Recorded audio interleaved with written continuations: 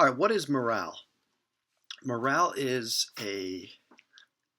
an important and necessary component to kind of the unspoken component of productivity in the workplace. So the morale of a company ultimately reflects the collective feelings of the employees at a given time. And it is possible that people could have they could share values, they could have very similar core values, they could have the right attitude, they could they could have a similar perspective, and they could even behave well and still feel unfulfilled for whatever reason for a period of time. And we do see that. We absolutely see that. So, how do we address it? Well, first, let's define it. So, in the beginning, let's just get very crystallized view on what morale is. So, low morale could be it could be a sign or it could be a symptom, and it's not necessarily the quote unquote disease. It's usually a sign. So let's talk it through. So low morale doesn't mean that we have a bad staff or a rotten culture. It means we are missing some or all of the following. Number one, clarity. Number two, consistency. And number three, perceived fairness. That one's my favorite. We're going to talk about each one of those in detail here. Number one, clarity. Clarity, which is created primarily by this is what it takes to succeed here. I mentioned earlier, everybody gets a big three, and people need to know the scoreboard. They need to know what it takes to be successful in their role, but they also need to know when they are winning and when they are losing. And I will give you a quick litmus test that if you have to ask if you are winning, you are not winning. You are losing if you have to ask, because winners just know when they're winning and losers ask. Typically, that's how it goes. That's a generalization, but that's typically how it goes. Without clarity, no employee can be expected to perform to their best standards, and the morale will sink to the level of their understanding of the role requirements, the bare minimum. Said differently, they will do the bare minimum. It's why role requirements is an important component in building in this case, the active health team. In your case, it'll be your organization's team. We don't just look for the person, we match the person with the requirements who is able to raise the collective average of the team. That's leadership. Clarity is improved by clearly defined job description and scorecard, a proper job onboarding phase, like here's what you are going to accomplish your first 90 days, regular one-on-one direction, which may include goal setting, personal, professional, spiritual, like we've done earlier, and also a reflection. In addition to that, we need to look at what has went well, right? So you could do a WWW reflection, what went well in the past 90 days, as well as you can look at what needs to improve. So a WNI, those are common not metrics, they're common tools to use with staff in terms of an analysis and reflection on job performance. And then we always reflect on the job performance metrics, which we call the big three.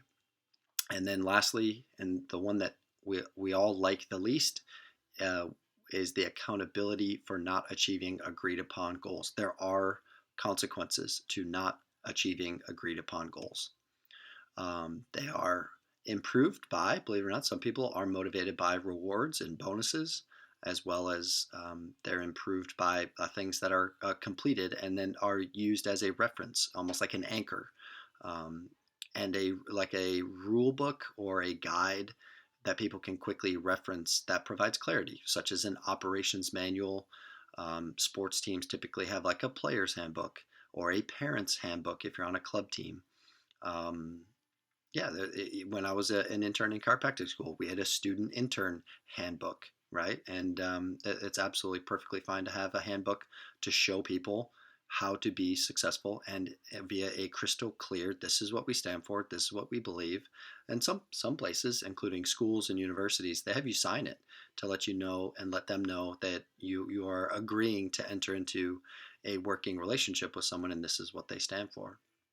Another thing is improved by personal development. That's why I've always actively sought to improve clinically through clinical coursework and also through professional development by hiring a coach and taking programs and learning, because it helps to provide clarity of treatment and clarity of marketing, clarity of sales. And the more you learn, the more you grow, the more it actually gets pretty clear as to what your original problems or setbacks were to begin with. And the exact opposite is true. The less you learn, the less you know, the less you realize your mistakes, the less aware you are. And then also a progression or a succession plan, letting people know um, this is what we anticipate happening, and this is what we're going to do when we reach certain metrics. Or a succession plan is, here's what I'm doing, and here's what you're going to be doing once you take this over for me, or here's what you're going to take over for him or for her. That's by definition succession planning. Number two, consistency. What you need to know that will never change. I think this is really important because there are some things in the business model that can never change. And the first one is our company core values. Those will never change. It's not like one day we'll wake up and we'll decide, you know what, we're not going to call it tight today. That's not going to change. You know what, we're going to do profits first and people second. No, that's not going to happen. These will never change. And if someone does indirectly or directly change a core value, then they will no longer work in my company. Absolutely, full stop. Secondly, there are, I have a radical candor where I care personally and I challenge directly. That's from a great book called Radical Candor by Kim Scott. And it challenges leaders to care deeply for their patients, clients, customers, and also employees, but then also challenge directly. Like, don't beat around the bush.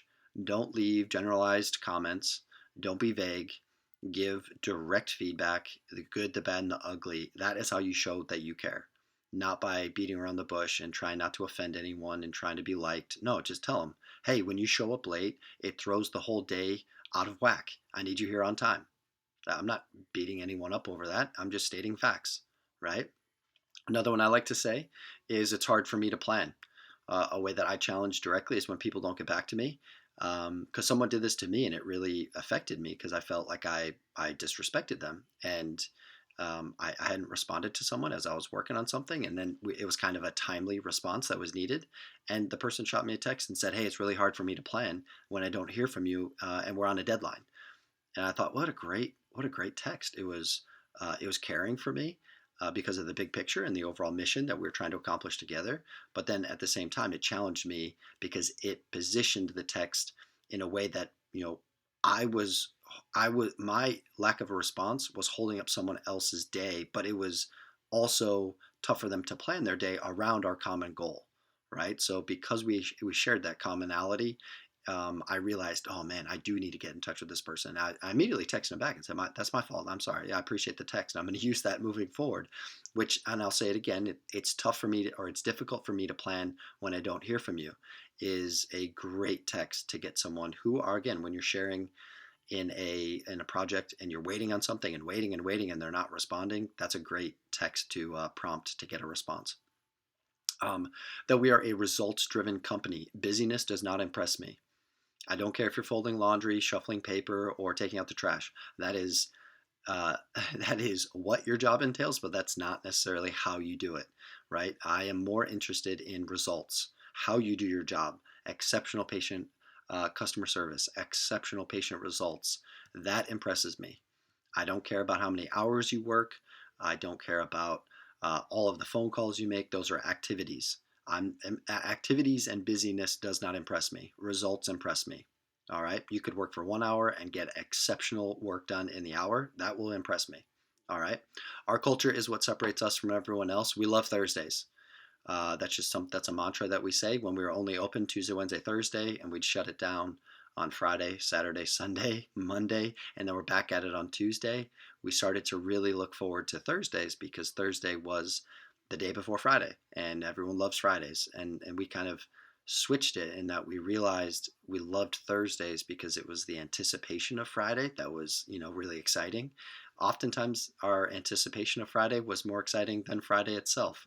And so that kind of started the mantra of we love Thursdays. And patients would come in and be like, hey, happy Thursday. Here we go. It's another Thursday. We love Thursdays. And it was just fun. And that's our culture that really started to separate us from everyone else in our area. Something simple like we celebrate Thursdays. How you behave when others aren't looking is the ultimate standard. I will never forget when I was an under 14 soccer player at a Dallas Cup tournament. So, a Chicagoland team traveling down to Dallas for a week. We weren't always supervised. And when our coach came up to us one day and said, "What are you guys up to?" And one of our players just yelled back, "Character. We're up to character." Nobody is around. And he knew that, parents weren't, I mean, some parents were supervising us, but the coach wasn't supervising us. And we, you know what, we weren't doing anything silly. We're just hanging out in the parking lot, juggling, having a good time. And but it was funny, and I always remember that because our coaches were on us about how we behave when others aren't around while we travel. We were representing ourselves, we were representing our families, we were representing our club, and that we needed to behave accordingly because we were a representation of those of those institutions, the family institution and the club. And so we were challenged at a young age to hold ourselves high and have a high standard for how we behave when no adult or supervisor is around. And I still have that to this day. Um, so here's some consistency things that might change. Employees' working hours might change. Their targets might change. Their individual job scorecard might change. Who an employee reports to might change. A marketing message or our perfect patient might change. For years, we've had different avatars over the year, and absolutely our prices might change. And if we need to, the strategic plan, we might need to pivot, and we might need to, adapt to a huge pandemic that's going on. That we have to change our strategic plan based on the demands of that's in front of us.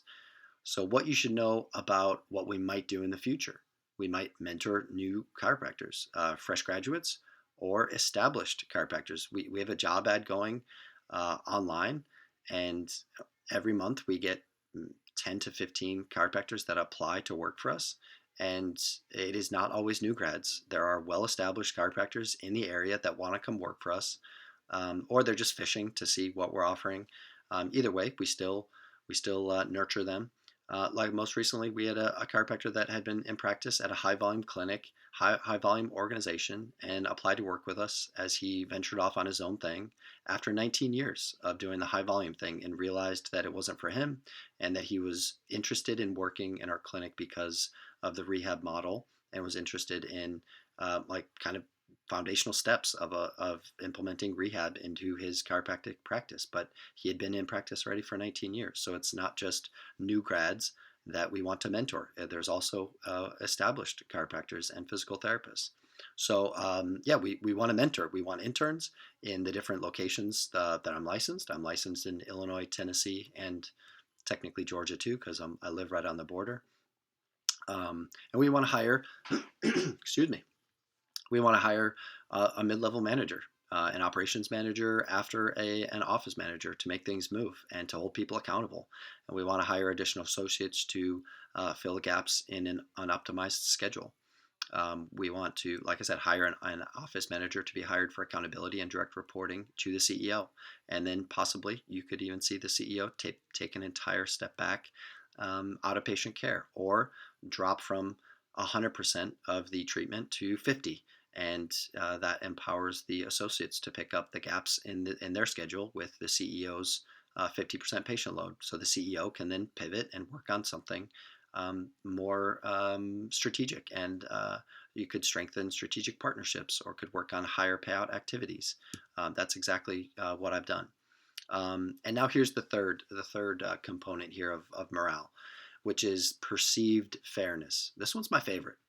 All right, because while everyone should be treated the same in terms of respect and dignity, we don't treat everyone equally. And I'm not afraid to say that. We are all different in our capabilities, we're all different in our personalities, and we're all different in our motivation, what drives us. So fair is not equal. I did not say that we want to treat everyone equally, because someone with exceptional capabilities might require an unequal amount of training and onboarding and learning. They might pick up things quicker, and I don't want to treat someone equally um, as almost as a restraint from them going off and doing a job really well. Also, some people are quick learners. Some people are external processors, so they figure things out as by means of talking through it. And others, like me, I do really well in like solitude, if it sounds interesting at all. I do really well processing complex topics and problems or situations or even concepts when I'm alone and there's no sound. It's just me either reading or studying or thinking through things or writing things down. I cannot have the radio on. I cannot have, you know, I can't have music going on. Can't have people talking to me every 3 to 4 minutes and interrupting my momentum. I need to be isolated. I need to be alone. So equal time is not something that I give. I give a fair amount of time to patients, to staff. I absolutely treat everyone fairly, but I do not treat people equally. Treating each other with the same respect and dignity is not the same as treating everyone as equals. It's not the same thing. We are all called to treat each other equally in terms of capacity and I'm sorry, I messed that up in terms of respect and dignity, but we are not equal when it comes to capacity, right? Shaquille O'Neal has very different capacity or capabilities than Kobe Bryant ever did, but they were still treated by the ownership and by the coach and by the team by their teammates as equal in terms of respect and dignity. But they were not the same. They're not the same people. They were not the same personalities. They were not the same. They were not driven by the same motivations. I mean, Kobe has the Mamba mentality, and Shaquille O'Neal has a very different mentality when it came to athletics. They both wanted to win. They just had very different ways of expressing and manifesting their excellence on the court. So here we go. CEO Big Three. Number one is this. This is really these are the metrics. All right. So it's important that we itemize. I should say itemize that we outline what it takes to be successful. And here we go. Starting with the big three. If you're a CEO or a solopreneur, this is for you. Number one, you have to set the vision. Where are we headed? And then management is basically how we get there. But you have to cast the vision, and you have to cast a vision so far it makes you makes you initially uncomfortable, right? So one of the visions I have with the chiropractic, the rehab chiropractic coaching is most rehab education is boring, outdated, and antiquated. And I'm trying to combat that. I'm trying to redefine chiropractic education, and I'm trying to challenge I'm trying to challenge the multi-million-dollar chiropractic marketing and business and coaching industry by telling people most practice management groups just want you to treat as many people as possible for as little amount as time with the doctor as possible. That's practice management. That's 9 out of 10 practice management groups, and they want you to charge a little bit, but they want you to just get them in with a very low ball offer, and then you do as very little as possible, and you delegate all of the remedies, all of the treatments, except the adjustments to your staff, and then you just like you just go room to room to room and adjust left and right. And that's not our model. Our model is more from less. So the vision for Midwest Coaching is to equip and to challenge rehab chiropractors to charge what they're worth by providing better quality care and really establishing a new set of business skills. Like that's it. Because our chiropractic schools don't teach us a modern business skill set in order to be successful in 2024, here now 2025 and beyond. We didn't learn that, and that's okay. They taught us to be good physicians, good doctors, and now you're in this group or you're watching this because you want to be a better doctor, business owner, and that's also okay too. That's why Midwest exists, to be really industry leaders in education and business. That's it. And so that's a vision that I have for Midwest. Number two here for CEO Big Three is to manage the people. Got to manage the people. It's the hardest thing for me to do right now, if I'm being honest. It's the toughest thing to manage people because they have opinions, they have thoughts, and they have their own motivations, as we mentioned. And then number three, which is something that I find fun. I think a lot of CEOs enjoyed this part of it, that you get to manage the resources. So the cash as it comes in, the assets that you invest into, which could be your equipment, it could be, equipment, buildings, real estate, anything that is obviously the definition of an asset is something that is going up in value the longer you have it. An asset as well in a business is your contact list, your customer list. So don't. That's why for the front desk we're going to talk about data entry. So my job as a CEO is to manage the asset and manage the list, but it is the front desk job to at least do the data entry. So I'm not saying I have to sit there and enter all the data, but once I have the list, now that is an asset. Every marketing piece that you create, that's an asset, right? And that's weighed against the liabilities, any student loans, any debts that you take out on, if you take out an SBA loan, any credit card debts, maybe malpractice if you have a case against you, as well as any contractual obligations that you are, obliged to pay. That is the definition of a liability. That's your job as a CEO to manage all of those resources. Okay, operations manager, you have three main roles: growth, recruitment, and retention. Growth because we want more patients, and then therefore as a result we'll need more staff. Recruitment because we always want to have someone recruiting all-star talent, and that's the ops manager. And number three, we got to maintain, we got to keep our best clients, our best customers, our best patients, and we need to keep our best talent when it comes to our employees. Provider big three, you need a 90% plan of care conversion rate. Remember, a conversion rate is someone that comes in for a exam, and then we convert them to a specific plan of care. And then from the agreed upon plan of care, so if somebody comes in for 12 sessions, 95, let's say 10 sessions, if you prescribe 10 sessions, 95 of the 100 people that you prescribe 10 sessions to, 95 of them have to go through all 10. 95% have to complete the prescribed plan of care.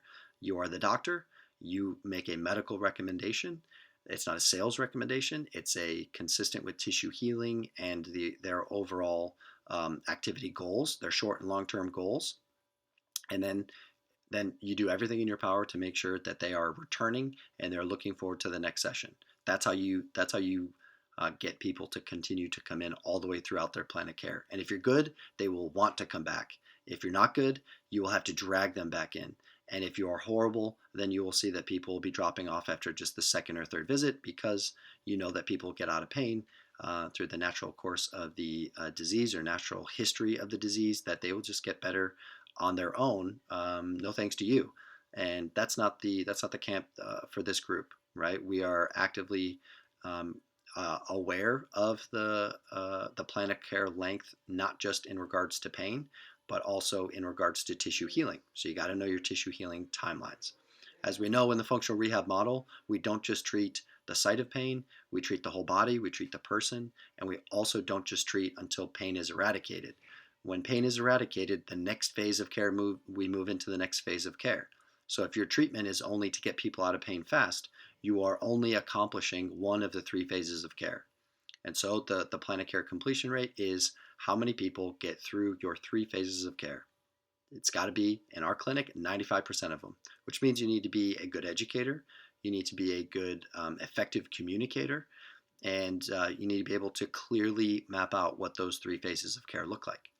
Lastly, this one is basically, we call it a net promoter score. This is how people rate working with you. So every week or every month, we take an average of, we'll just take a random sample size. Maybe we'll do 5 or 10 in a given week, and we'll just ask a patient base and say, hey, on a scale of 1 to 10, how satisfied, listen to the question here, how satisfied are you with your care with, Dr. Earl? And 1 being not so much, and 10 being, he absolutely nailed it, it's perfect, I would never ever think about going to another chiropractor or physical therapist or whoever, 1 out of 10. And at the end of that kind of sample gathering, we need that average to be 9 out of 10 when tested. Front desk big three, providing an unrivaled customer service experience, like calling people by their name, getting them a drink, opening the door, having their new patient packet ready for them, like just wowing them with your knowledge of who they are and why they're coming in, and making them feel like warm and cozy before they even see the doctor. Like, your job is to really set up the doctor for success during the exam. That's everything, and it sometimes it just starts with something as simple as welcoming someone in and calling them by their name, standing up, shaking their hand, walk around the desk. Don't hang out behind the desk. Go walk around, welcome, give them a little 10-second tour. Show people that this is where they're going to be experiencing their sessions.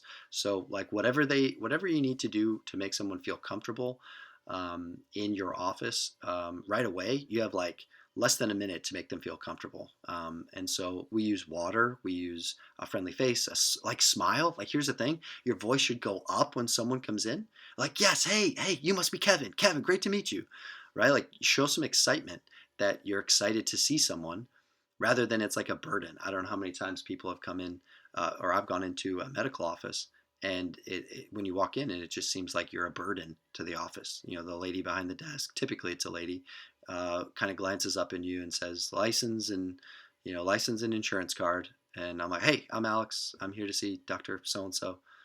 Yeah, I know. License and insurance card, please sign here. I'm like, whew, tough day for you. Is my presence, is me being here like bothersome? Because I'm pretty sure that's how you get paid. That's how this works. But I have never felt anything other than I was a burden to the medical system. So we want to be the exact opposite, where patients typically feel like the need to not be a burden when they come to our office. We need to make them feel like they're just meeting with some friends in a coffee shop. Like how excited you get when you see someone that you haven't seen for a long time. That's the ultimate goal, is to make someone feel like you're in a coffee shop just chatting away, having a great time with an old friend. All right. Second here, optimize the clinic schedule. That includes the provider's personal schedule. So if they're traveling for a conference or a birthday or holiday or whatever, like the front desk is responsible for managing the schedule. So there are no dropped balls when it comes to the treatment schedule. The clinic schedule, knowing when days are open, planning ahead on a monthly, quarterly, and annual basis. That's why we do annual planning, to set aside staples in our annual calendar, and then sticking to it. It's the front desk to send out reminders. It's the front desk's job to, if there's a team meeting, the front desk communicates it, sends reminders, texts people, lets people know everything that's going on. The clinic schedule is 100% of the ownership of the front desk. All right. Data entry. I mentioned this a minute ago. Consistently and accurately input all data into proper platforms. Like I mentioned, we use Kairos. So we are making sure that on a daily, weekly, and monthly basis, we are inputting all of the new patient information into our EHR and then into Kairos, so that we can mark it and we can send our weekly email newsletter. We can get appointment reminders done through our EHR. And all of that means we have to have correct information, patient demographic, insurance information. All of it has to be consistently and accurately put in. And if you have staff, that does not mean that this is you. This is a great task. And usually it's like, I don't know. I don't know how many new patients you're seeing, but it could be as low as 1 hour a week to just sit there and punch in people's information, or it could be 3 hours a week, 1 hour a day on a Monday, Wednesday, Friday of data entry. But it's got to get done, right? It's got to get done, because if you remember, your job is to manage the list as a resource, as an asset to the business. But it's tough for you to do that, and I don't want you to have to go on a weekend and plug in 30 people into your CRM or EHR, right? No, your staff are responsible for getting those contact details in their appropriate platform. All right, marketing assistant, big three. Number one thing is the volume of leads. The top of funnel, and I would even further break these down into top of funnel, mid funnel, and then bottom of funnel. Basically, you could put this as like cold, warm, and then hot leads, or cold, warm, and hot prospects. All right. Next up, it would be cost of leads. Obviously, we want as low as possible. And then the third for marketing is a one new reactivation campaign, which produces 10 past patients every month. These are not converted plans of care, but rather new leads on the provider schedule from established patients. Why would I not count those as converted plans of care? Because the marketing assistant, their job is to get people in the door. The front desk and the provider, their responsibility begins when that established patient comes back in. So the conversion from a reactivated patient on the schedule for an exam, or for maybe it's a free birthday massage, or maybe it's something else. When a established patient gets put on the schedule, it's the provider and the front desk's job to convert them to a new plan of care if they have a new injury. So it's not the marketing assistant, right? That ball does get passed over to the provider and the front desk to convert to a new plan of care. I do want to make that distinction because that's huge. All right. Next up, who is responsible for what? Well, we need to identify which A players need projects delegated to them, which is like a level 5 delegation. We need to identify B players, which need to be coached, which are level 3-4 delegation.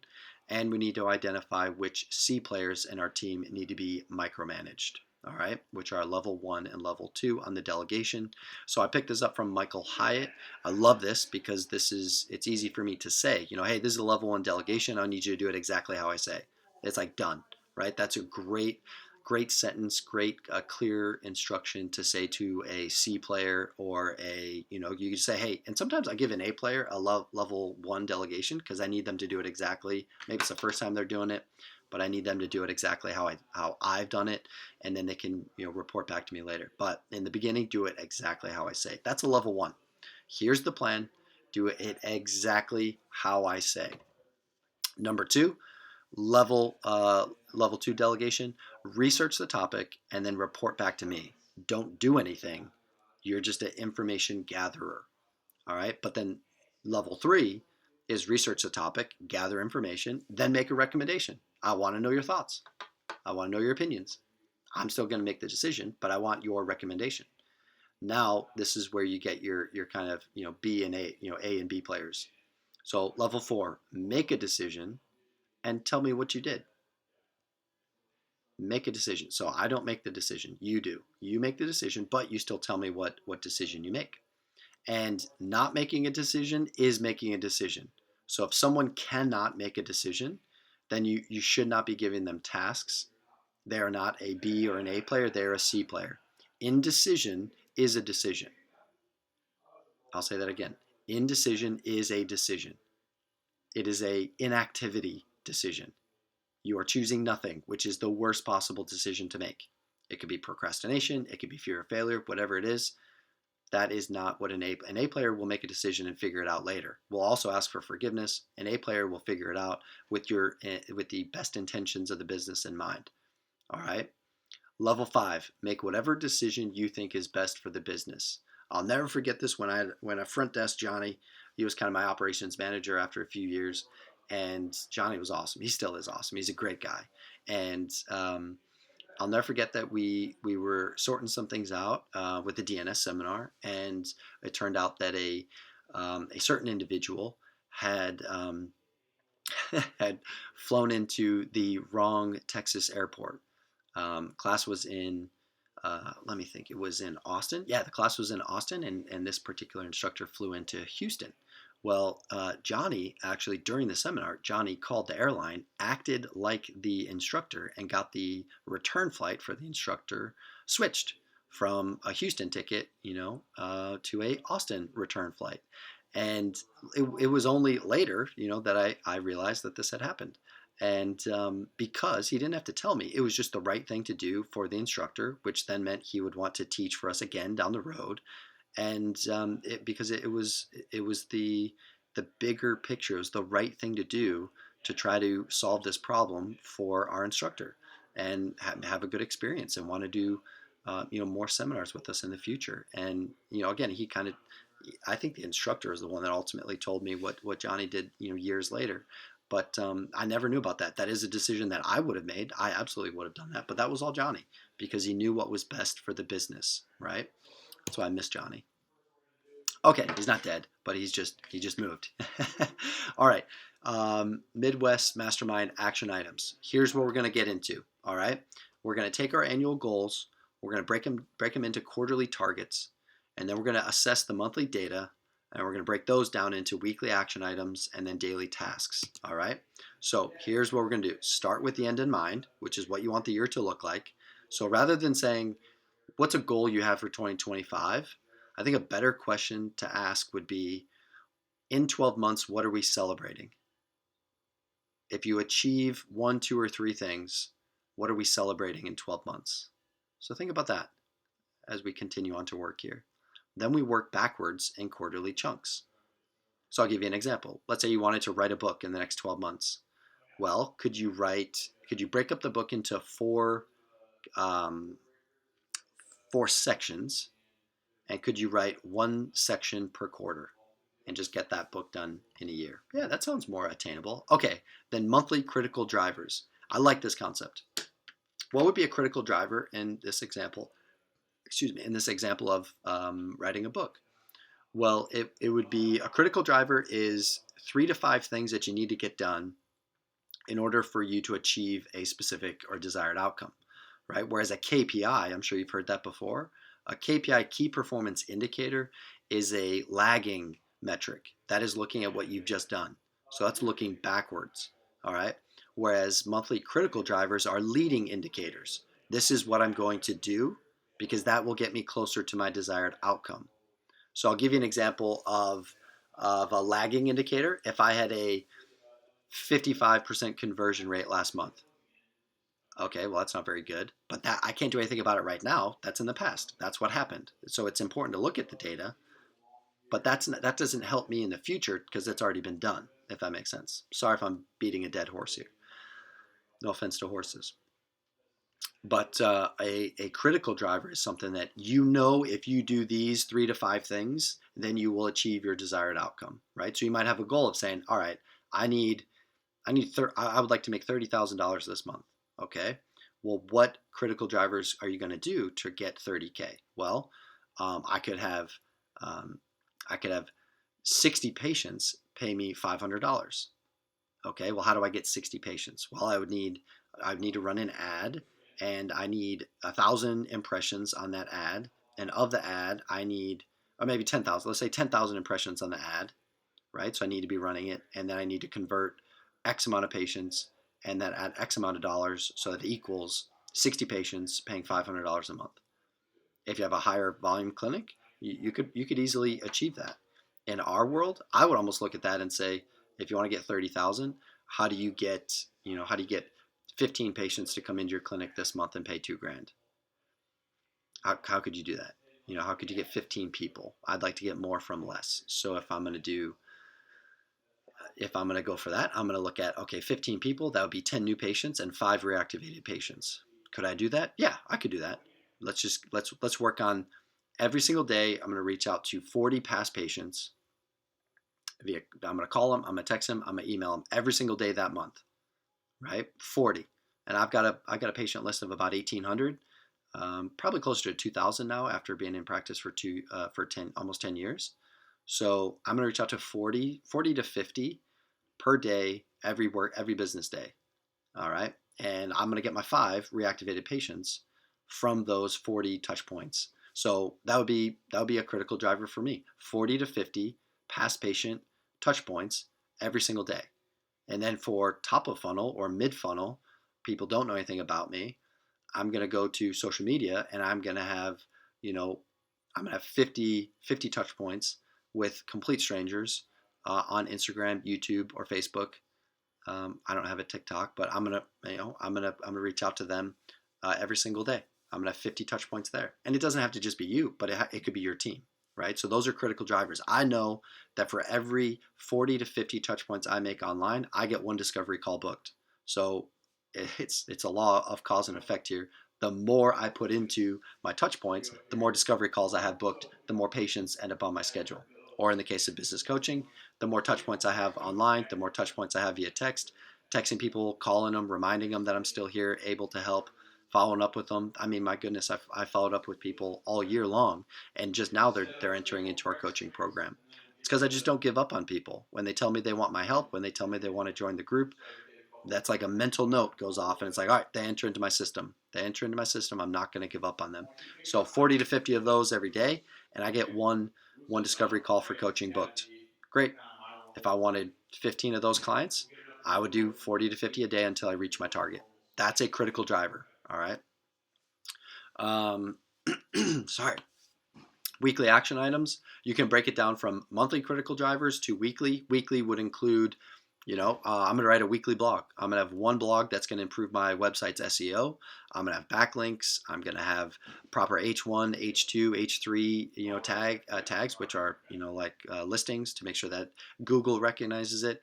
It's going to have a really good SEO score. I don't know if any of you guys use Rank Math or there's a couple other like SEO AI services that you could use to really boost up the quality of your blogs. Yeah, so like that would be a great weekly action item. Another weekly action item would be I'm going to do 4 social media posts across, like I said, LinkedIn, Facebook, Instagram, YouTube. I'm going to do, a weekly exercise video and put it on my clinic's YouTube channel. That sort of thing. But those are weekly action items, right? Then daily task lists become abundantly clear once there's, a rubric on where you want to go, right? So again, if it's I want to write a book this year, I'm going to break it up into 4 quarterly sections, and then each month I'm going to write. Let's see, if it's I'm going to write 3 chapters a month. Maybe three might be a lot. Let's say for one section, you might have 4 in a section. So if it's a 12 chapter book, then it'd be 3. So yeah, let's just say I'm going to write 2 chapters a quarter, which would be a chapter and a half a month, right? So, and then each week I'm going to say I'm going to write um, until I reach my $30,000 until I reach my 30,000 word um, section. I'll break that up into 10,000 words a month. That's probably better. I'll break it up. My critical driver is going to be, can I write 10,000 words a month, 30,000 in a quarter? And then you're probably like, that's a really long book, but you'll take stuff out, right? You will absolutely take stuff out. Redundancies, same stories, etc. So then what would it look like each week? Well, if there's 4 weeks in a month, then each week you're going to write 2,500 words. Each day you're going to write, if you're only working 5 days a week, you're going to write 500 words a day, which does not seem like a lot. Um, and then you start writing and you realize, wow, once I got going, I got going. But that's how you kind of break it down, right? 500 words a day, and you have a book in a year. Pretty crazy. A very long book, but I think some other books are tens of thousands of words. So yeah, don't overthink it, but just break it down into bite-sized chunks. All right. So here we go. Annual goals. Where do you want your business to be in 12 months? Do you like the direction your business is currently towards? Okay, or headed towards? How much revenue do you want the business to make in 2025? How much money? How much take-home pay do you want from the business in 2025? Who do you believe is part of your team that will help you achieve your goals? Right? Because most of what we're talking about today is who, not what, right? I don't want you to think what you have to do, but also I want you to think who can do it with you or for you instead. Who do you need to hire in order to achieve your goals? What do you need to outsource to buy yourself your time back? Dan Martell talks a lot about that. You hire people or you delegate things to buy yourself your time back. All right. What technology can you implement that has an immediate return on the investment? For us, it's Kairos, like bar none. There's no better software right now that helps me buy back my time with automations. And like I said, it's simplified all of my SaaS, all of my software as a service. All right. So here's an example from one of our annual plannings over the years. Here's our annual goal: consistently add one new marketing campaign every month. That includes blogs, social media posts, raffles, workshops. Factor in our Black Friday offer in every November, and then reactivation campaigns. Love a good reactivation campaign every month. Next up was hire. At the time, we were looking to hire a new front desk, hire an additional associate, and then we wanted 2 DC interns. We want across the course of the year. This isn't like at the same time. This is across the course of the year. Revenue-wise, we gave ourselves a specific revenue target, which meant we needed to break that up into 1/12 of that, and we needed to collect that each month.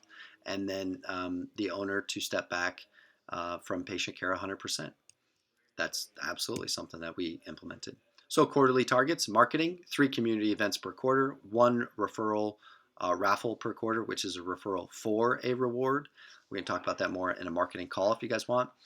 Sales, front desk, convert 80% of all inbound prospects to a discovery visit. Provider, convert 90% of all DVs to exam and to a plan of care. Operations, quarterly strategy session scheduled and completed. And finance, we need to take a look at our financial metrics on a quarterly basis. All right, make sure our quarterly taxes are paid, meet with our CPA, and have a cash flow income statement, balance sheet, and cash flow conversation with our CPA.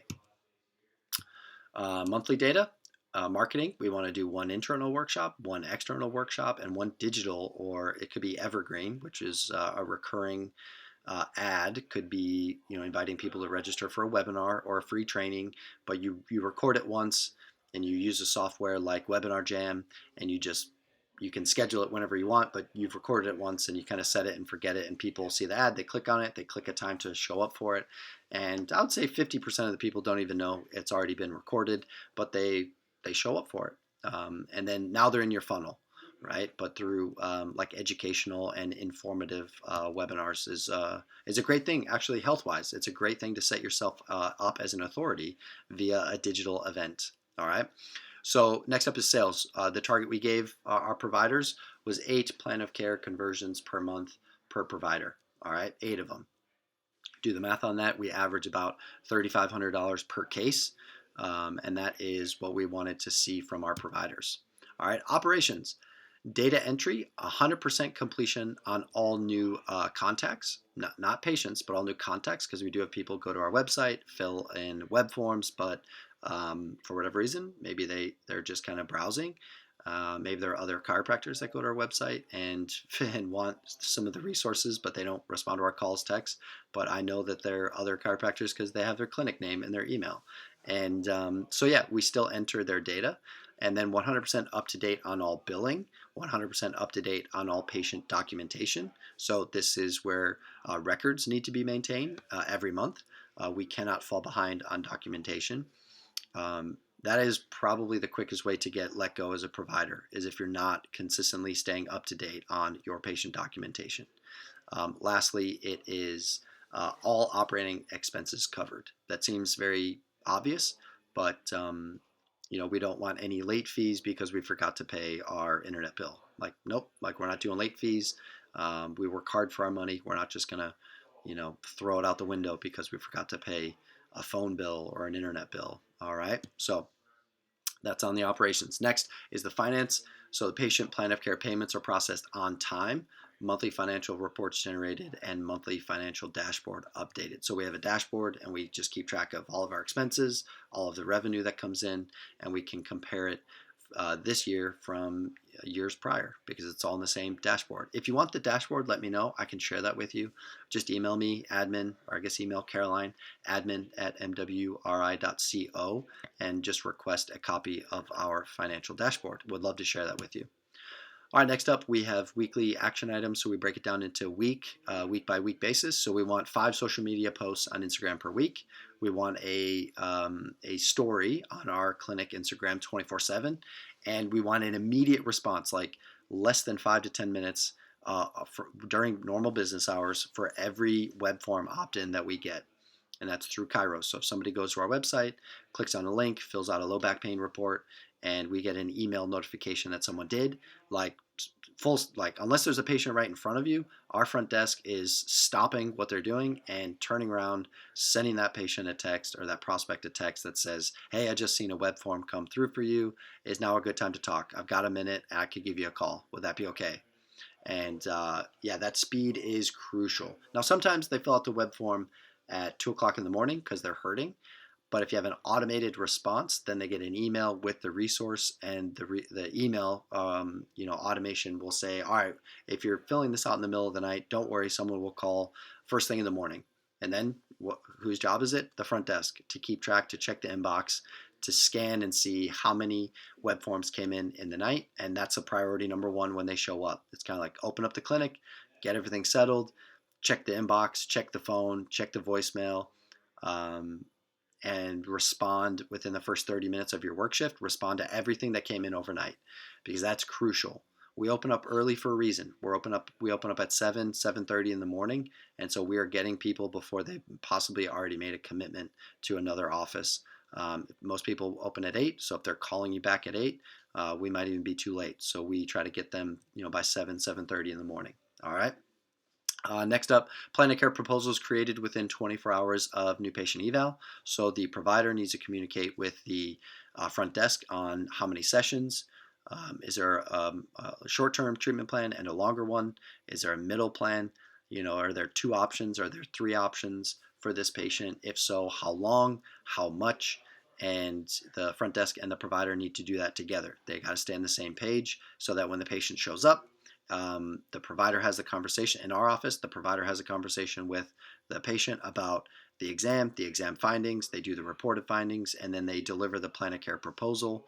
And then they walk the patient up to the front desk, and they tell the front desk, "All right, Cheryl, Kevin here has elected to come in for the shorter treatment plan, which is 12 sessions. Could you please schedule him for the next as many of the 12 as possible?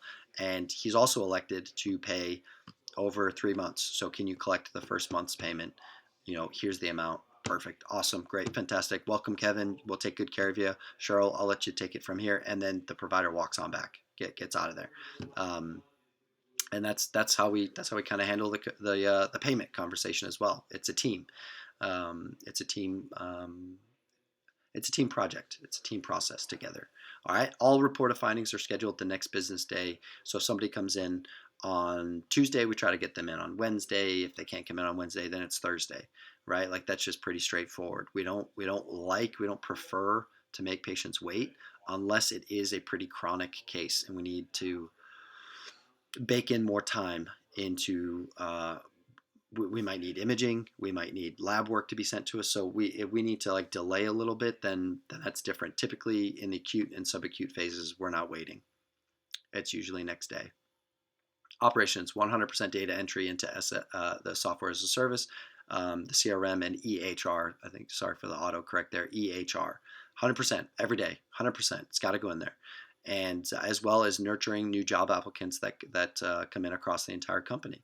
That's on a weekly basis. If somebody applies to be a PT, a chiro, massage therapist, front desk, marketing assistant, it's the operations manager who's responsible for recruiting. And that includes a prompt response to all new job applicants. All right. And the last one is finance. The plan of care needs to be processed on time. Payments need to be processed on time. So if you look and you see that, Kevin came in on what's today? Today's the 8th. Kevin comes in today on the 8th. He made his first payment for the 8th. Then his second payment is going to do February 8th. His third payment is going to be due March 8th. It's the finance, the front desk, if they're in charge of the patient payments, but also the person overall in charge of finance. You might have an office manager that they're in charge of overseeing that the front desk collects these payments on time and as scheduled. We usually send a text to patients that say, "Hey, just a reminder, today's the 8th, and your payment's going to go through for $1,000, for your second month, and your final payment will be on March 8th." We just communicate to people so that they're not caught off guard and there are no surprises to their credit card or to their checking account. And then we create a weekly financial report just about money that was made, revenue that was made, and really we want to just keep track of it all, and it gets uploaded into the financial dashboard. All right, the home stretch here. Action item number 1. 5-bullet Friday. This is what I gave. This is not an action item for you, the viewer. This is an action item for employees that were in attendance for our annual planning together. I say, by the way, here's a reminder. When you work here, I need to see this every Friday. You don't need to give me a book or a novel. I just need to see bullet points, which is why it's called 5-bullet Friday. This is non-negotiable, and this gives you a chance to voice things to me that have affected your work week, and I get to see where it is you're getting hung up. So here we go. Here are the 5 questions you need to ask. You need to write them in a bullet point. I don't need, it's almost like headlines only. I don't need the full story. I just need headlines. So what did I accomplish? List out each completed task, project, or goal. All right. I need to see that you've done things. All right. Number 2, what did I get hung up on? As in, what do I need your help with? Where's there a bottleneck in your workday or work week? What are my plans for next week? You need to start, if it's on Friday, you need to also start shifting your brain over to next week. All right, what are my plans for next week? What do you plan to get done next week? How do I plan to overcome any obstacles? I like that question because I want employees especially to quote unquote figure it out themselves. I take a lot of time up front to train and onboard staff, but I do not always rush to rescue or save the day. Partly because I've learned that every time you rush to save the day, you are conditioning patients to become what I call golden retriever or retriever employees, where every time you ask them to go do something, they run off and go do it. And the first obstacle, they stop and they come right back to you to save the day. So every time I thought I was saving the day, what I was actually doing was enabling them. Enabling them. They're not in this job, they're not in this role, right? To just check boxes and shuffle paper. They hopefully are working towards something, whether it's improved competency or improved skills or make new skills or create new skills or sharpen their skills. So every time you rush to save the day, you're sharpening your skills and they're becoming more and more complacent. And so ultimately, learned helplessness creeps in, where they have learned how to do as little as possible and get away with it because they know that you will save the day. And it always reminds me of a famous quote. I'm going to make it famous. A famous quote that a friend of ours said from high school, now that he works for a big corporation. And he flies under the radar and he does just enough not to get fired.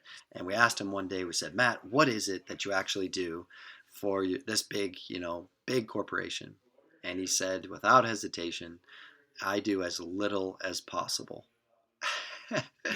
And that might work for a big corporation, but that won't work for our small businesses. So if you hire someone like that, then you need to make sure that you don't always step in to save the day, because learned helplessness is a real threat to your own productivity, because now you're paying them to do a job, but you're doing your job. And then when they don't do their job, then you step in and you have to do their job too. So why do you need them? So remind me again why you're paying them. And a question that my mentor asked me a long time ago was, where in your day are you doing things you thought you hired someone to do? Where in your day? Where are you doing things that you thought you hired someone to do? That thing that you're doing. And I didn't like that answer because I was paying someone to do specific things and I ended up doing them anyways. So why are you paying them? Why? Yeah, that's a great question. So, what areas of training or guidance are needed? That's where they tell you, I need your help with X, so that you get on a call, you sit down with them at your next staff meeting, you do some type of training to show them this is the guidance that you're looking for. Here, let me help, right? And so that's a wonderful. That's just a wonderful. That's good management, and I'm learning to really lean into it. All right. Action item number 2, we're going to enforce meetings. Now, they're not going to be, stupid, pointless meetings, but they're going to be like very direct and to the point. All right. So number 1, first meeting is a daily huddle, headlines only. Every start of the shift. So if the clinic is open at 8 o'clock, everyone should be in there about 7:45, ready to go. They're not flying in on 3 wheels at 8 o'clock. They're in their seats. They're ready to go 7:45. They're prepping for the daily huddle. 8 o'clock, from 8 to 8:05 or 8:10, everyone meets at the front desk. We have a morning huddle. We see the first patient at 8:10, maybe 8:15, and we're off and running. We have a daily huddle in the morning. Some places, if you're busy enough and you have multiple providers, you might even do an afternoon huddle as well. And then like a closeout huddle, you might close the day. If you have new staff that come in, you might have a morning shift and an evening shift. So you might do a closeout huddle to close out the business day. Those are all great touch points to keep people accountable. Hey, you said you were going to get you said you were going to Annie a plan of care by 3 p.m. It's now 5 o'clock. I don't have it yet.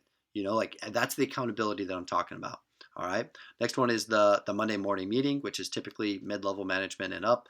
And then we have a monthly meeting middle with everyone. We have a quarterly meeting with everyone, and we have an annual plan with everyone. So let's just break these down real quick. All right. Every business day, we have it could be as little as 5 if you have a small team or it's just yourself.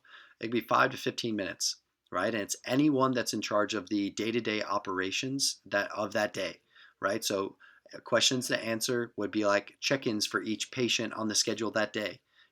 Where are you stuck with this patient? Where are you stuck in your job? Where are you stuck in a specific task? What do you plan to achieve today? Great question, right? And then everyone says, here's what I'm going to do today. And then what's the outcome of success today? What does success look like, right? If it's, hey, there's 10 patients on the schedule today, A successful outcome is we're going to reach out to all 10 of them. We're going to remind them that they have a session. We're going to get confirmation that they're coming. And then 9 out of 10 of them or 10 out of 10 of them are going to show up. That's a good success metric for today. That's a great way to measure the outcome of success for today. That's a great huddle. That would be awesome. All right. Monday morning meeting is a 30 to 60-minute meeting that is between the office manager, operations manager, and the CEO.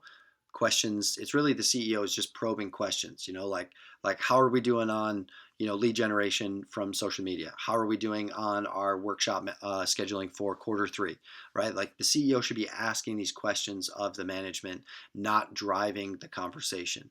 How might we improve on customer service on Thursday afternoons when everyone's tired? I just came up with that. But how might we improve on X, Y, or Z? How does this week contribute to our monthly, quarterly, and annual goals?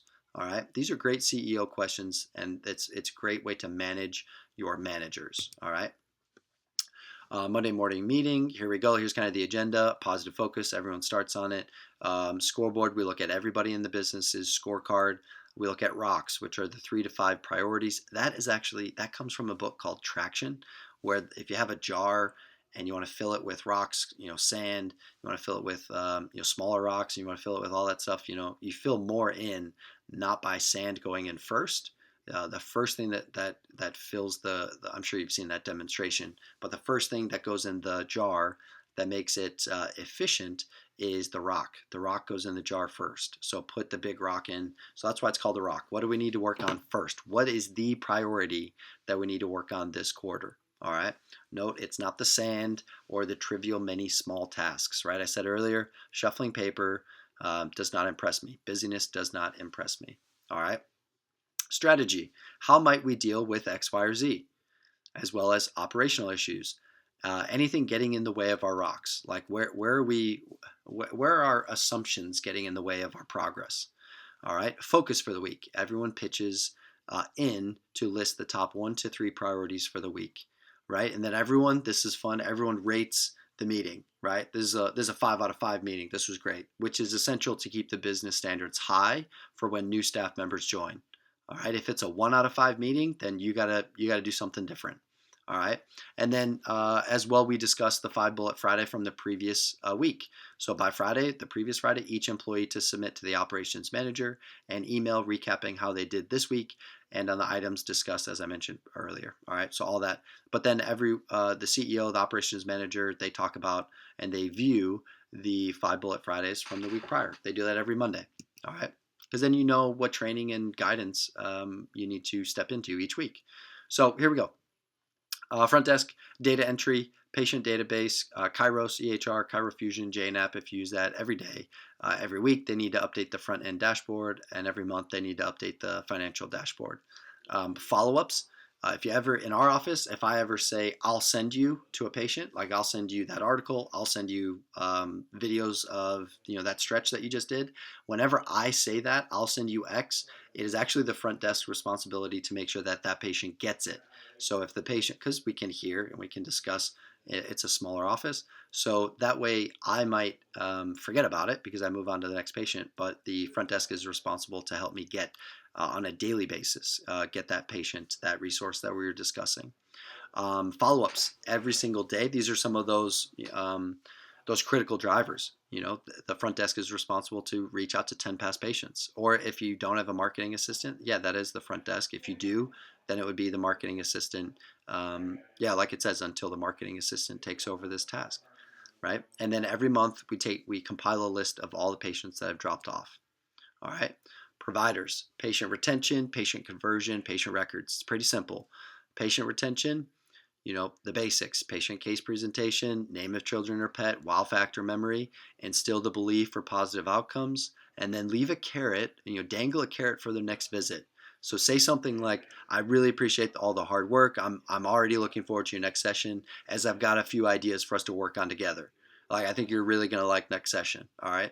And that just gives that sense of like, oh, he's got a plan, which I do. And he's got some excitement. Like, he's excited to work with me, which I am. And therefore you give them also this, appreciation. Like, wow, this dude really sees me. This guy likes me and he likes working with me. I'm going to come back to him, rather than like, all right, see you next time. All right, that finishes today. See you next time. which, is just not good enough. If you're charging 150, 250, 350, $395 a session, the see you next time is not a sufficient way to end a session. You have to dangle the carrot. You have to put something out there that gets them excited as soon as they walk out the door for the next one, right? Patient conversion, 9 out of 10 new patients into a plan of care, right? You got to sit down, map out the plan, and say, I want to do this. I think you're going to respond well. Here's the plan. Would you like to do this? What questions do you have, right? And convert them into a plan of care. Walk them up to the front desk and collect the first payment if they have one, collect a copay if they have it, whatever it is, and work with the front desk on it. But providers need a 9 out of 10 conversion percentage. All right, 90%. Patient records, this one's huge. Each patient record needs to be completed within 7 days. That was a challenge I gave the providers. I am not messing around with this. I don't want things on a Google Drive. I don't want things on a note section on your phone. I've seen it all. All right, guys. It's got to go into your EHR. In this case, we were using JNAP. All right. Provider and front desk admin. So this is where I really break down the advanced scheduling system. All right. So after a patient is converted to a plan of care, we want to schedule out as many sessions as possible. Okay. The target is that if they schedule for 12, or I'm sorry, if they say they want to come in for 12 sessions, it makes it really easy to say, you know what, let's do Tuesday, Thursday at 2 o'clock in the afternoon for the next 6 weeks. Does that work for you? Great. Let's just block it off right now. Now you've got a payment plan confirmed. Now you have a treatment plan confirmed. And now you have the scheduling confirmed. That's the trifecta. So if you can do everything on the first day, that's the sweet spot. If not, then the advanced scheduling kicks in, which is a good metric. It's a good, this is a good like assessment for your clinic utilization, and it will help you stop the scheduling highs and lows, where you show up to the clinic on Monday and you might only have 10 patients on your schedule this week, and then when you look back on the week, you're like, oh wow, I actually saw 30 patients this week. And then you look at the schedule on Monday for the following week and you're like, oh man, there's only 6 people on the schedule for next week. We want to get off of that roller coaster. So we do that by implementing what we call the advanced scheduling system. So here is a target. Okay, I already mentioned the plan of care conversion and laying out as many sessions as possible, but patients drop off and have to reschedule. It happens all the time. But every end of business by Friday, the target is to look back at how many sessions you had this week, and then factor in 80% of those need to already be on the schedule for next week on Friday, end of business Friday. All right. Then you look 2 weeks out, and you look at how many patients are on the schedule in 2 weeks, and it should be 80% of next week. And then you look 3 weeks out, and there should be 80% 3 weeks out from 2 weeks out. And let me break this down to you into like real simple practical terms, right? So 30 patient visits this week, which means on Friday of this week, 24 need to be booked for next week. And then if I go 2 weeks out, 20 need to be booked. And if I go out 3 weeks, 15 need to be booked. Now this compounds, right? Because hopefully your lead generation and your marketing is working well. So you're going to be getting more people to come in, and patients want to know the plan. They want to know that they have a set time to come in and see you, and they don't like going session to session. Contrary to what they say, patients do not like going session to session. They like knowing that they have consistency on the schedule, and they like to know that they've got a spot with you, a dedicated spot with you. All right? I've seen it for nearly a decade now. Patients respond really well to advanced scheduling. We just have to, we can't allow them to fall back on like a laid back state. No, they want to be led. When a patient is kind of hemming and hawing about their schedule, right? Like I actually think that patients want to be led. So I lead them by saying, hey, the patients that respond the best in this office are the ones that have as many of those initial sessions scheduled as possible. Work with Cheryl, work with her. Get as many appointments on the schedule as possible. All right. Marketing goals. We break it down into digital versus non-digital leads. Okay. And we could run paid ads. We can run Google ads. We could run Instagram ads. Just a quick word on Instagram ads. If you do decide to boost posts, do it on the website.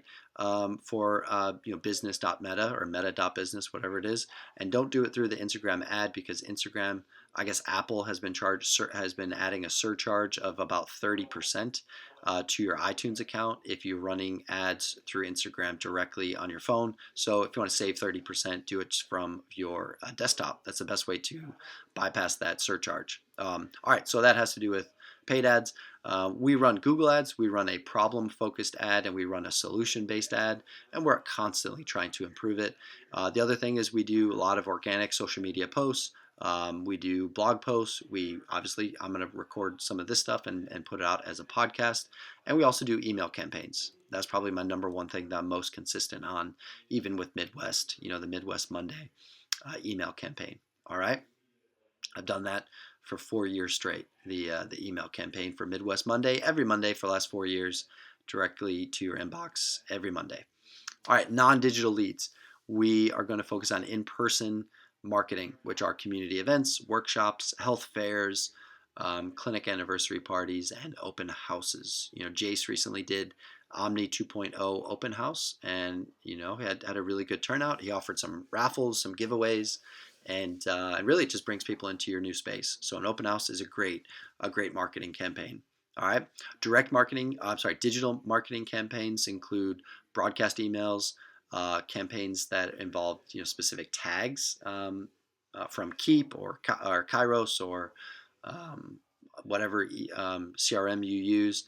There's also Google Ads, website blogs, all of this, Google My Business, and then social media. These are listed in my 2023-2024 priority list. If I had 3 hours to work on all my marketing, I was going to start with a broadcast email. I was going to focus on specific tags, and I was just going to work my way down that way. All right. Non-digital campaigns. People ask me all the time, like, what kind of workshop should I do? And it's really, don't get tied up on it. If you want to do a workshop at a specific gym or fitness facility, just ask them what they want to learn. Ask them what their members are most curious about, and then just say, yeah, I'll talk about that. No problem.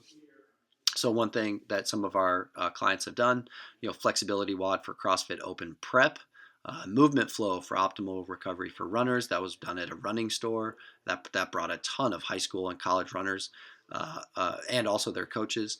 Dynamic warm up for high school students. Go to a high school and offer to do a dynamic warm up, because high schools are typically underserved and are willing to take just about anything and anyone. Typically, but you do got to get permission. Next one, shoulder prehab for throwing athletes. What could you do before you end up going into your sport? Or if you need, if you need maintenance on a shoulder, other than Y's, T's, W's, and I's, or those internal, external banded, work, what are some other things that you could do? Also, very common is really anything hip, hip or shoulder mobility. People are always feeling tight in their hips and their shoulders. So an educational workshop that outlines the difference between joint stiffness and soft tissue restrictions. That is a great educational workshop. And then I do like, Every Door Direct Mail. I used Postcard Mania. I've just done it myself, where I've just printed mailers and gone to the USPS and just print out a mail carrier route. In fact, there's another school campaign or another school video tutorial on how to do that. So check the school account for like a mailer using the USPS and a pre-printed mailing route, where you actually print out a postcard, take it to your local USPS, and you purchase online the mail carrier's route. So if there's maybe an affluent neighborhood in your area, you can purchase like postage, and then you print out your mailing and you just hand the post office your mailing with the purchase list, and then they turn around and hand it to that mail carrier, and they hand it out on the day of your deciding. So yeah, if you're interested in that, go to the school page and watch that training on how to do that as well. And it's very affordable. It's not expensive to do that. All right. And with most mailings get about a 1% return rate, and it does compound. So we recommend you do 3. That's why it's a 3-piece mailer. Whatever mailing that you do, we recommend 3, right? And if you're going to do an information thing, or if it's a mailing tied to an event, then you definitely want to do one 3 months ahead of time, 2 months ahead of time, and then 1 month ahead of time. And the 1 month ahead of time is kind of like last call. Like you gotta register for this event now. Um, the first one is like people are not problem aware. So the goal of the first mailer is to make people problem aware, and then the second one is like kind of positioning a unique solution to that problem, and you are that unique solution. And then the third is, or I guess your workshop is, the unique solution, or at least pique their curiosity for them to attend. And then the third one is last call, like it's going to be gone, you haven't registered yet, or if you have, cool, tell a friend. All right. Shock and awe packages, one of my favorite things. You could just do envelopes, folders, or you could do like actual, cardboard box, packages, customized and everything. What we typically include are, like Vistaprint has a bunch of nice gadgets and gadgets to throw in there. So we do, a phone wallet where you can store your credit card and your license on the back of a phone. We put a certificate of a guarantee. It's a guarantee of satisfaction. It's not a guarantee of an outcome. And all of these we created on Canva. So if you're interested in a shared template, please let me know. Also, we created a packet of testimonials from our Google testimonials, Google reviews, from our Facebook recommendations. And we also have, I'm trying to think if there's Yelp or, yeah, there's just a few spots that we have 3 different testimonials. Our website also has a bunch of testimonials that we just repurposed, and then we print it out, and it's a 3 packet, like a trifold of just patient testimonials, which goes in there because people will be convinced on what they read more so than what they see. People will be convinced if they read a review of someone that they know, or a similar person, of their age, or a similar person with, if they've suffered with Achilles tendinopathy, and all of a sudden they're reading a review about Achilles tendinopathy. So people will be convinced on that. For men, we typically throw in a gift card or a voucher for a free haircut at a local barbershop that we like. For women, we throw in, like a 10, 15. I don't think you can go over 20, 15 or $20 on these. We just throw them in and say, hey, your next snack at a local shop called Movable Feast, next coffee and pastries on us, right? And then we throw in some stickers. We also print out a free report associated with their current condition. So if they've got back pain, then we print out our free report and we throw that in there. We put some other things in there too, as well, as we think of them, and as they're, as they pop up, right? Like if someone mentions they're a big Jocko fan, we might have some, so we might have some tea. We throw some tea bags in there. Some of Jocko's white tea, white peach. I think it's peach. Or pomegranate. There's some flavorful tea that he's got. We have some of it at the office. We might throw it in there. The other thing we do is we have a day of appointment card, which we throw that in there. And I've got one right here as I'm looking at it. And it basically says like, who we are. These are just reminders, right? And then it's, what are you showing up for? Where are we located? What to wear? Where to park? When is your appointment? What to expect. That's a big one. Please wear athletic clothes, no jeans. Bring any all past medical reports and notes for your practitioner to review. And it's on nice stock, and we just throw that in there so that it's a fresh reminder for people that, oh yeah, this is what to expect. All right. Now you're probably dying to see this, and this is, we just have 2 or 3 more slides here, so bear with me. This is in a nutshell what we came up with in our most recent annual planning. All right. January, February, March, Q1 marketing theme is low back pain and desk worker. All right. Typically, if you're in the finance world, which our avatar is, now we're going to start putting information out there about low back pain in desk workers such as financial advisors and investors and people that sit at a desk and look at a screen all day. Right. So we're going to do a low back pain internal event and a low back pain external event. We're going to do 2 to 4 blogs this month. We're going to send an email blast out for each blog post that gets published. All right. And we're going to run a low back pain campaign. And we're going to send that out in addition to videos that have to do with exercises of the week for desk jockeys. Right. And we're going to publish that on social media as well. February, it's going to be low back pain internal event and external event. Same thing, 2 to 4 blogs, email blast, low back pain. So it's rinse and repeat. All right. And then the same thing again in March. So by the end, we will have done, what is that? 1, 2, 3, 4, 5, 6 events, right? 6 workshops in 3 months. We'll have had anywhere from 6 blog posts all the way up to 12, anywhere in that range. And we'll have anywhere from 9 to 15 social media posts published. So those are, again, that's the metric. That's what we're aiming for. All right. And you know what? If we only got two blogs, if we only got 2 social media posts, or 2 social media posts with specific videos, it's so be it. Because 2 is better than none. Even though we gave ourselves a goal of 3 to 5, don't beat yourself up over 2. Right? 2 is better than none. If you're not doing anything right now, then 2 is definitely a step in the right direction. All right, that's just an example, but you can do each and every quarter, right? So break that down into each quarter. All right, that's just quarter 1. Give yourself a theme for quarter 1, quarter 2, quarter 3. Could even be seasonal in quarter 4. That's common. All right, you got Halloween, you got Thanksgiving, you got Christmas, you got New Year's for quarter 4. So have fun with it. All right. Next up, here's your workshop, your action item that you need to go off and do. So when this is done, all right, and thank you for watching this all the way through. I really do appreciate it. Shoot me a text, shoot me an email, shoot me a DM on Instagram, and just let me know. Like, say, hey, I just finished watching your annual planning. Super helpful. Thanks for doing it.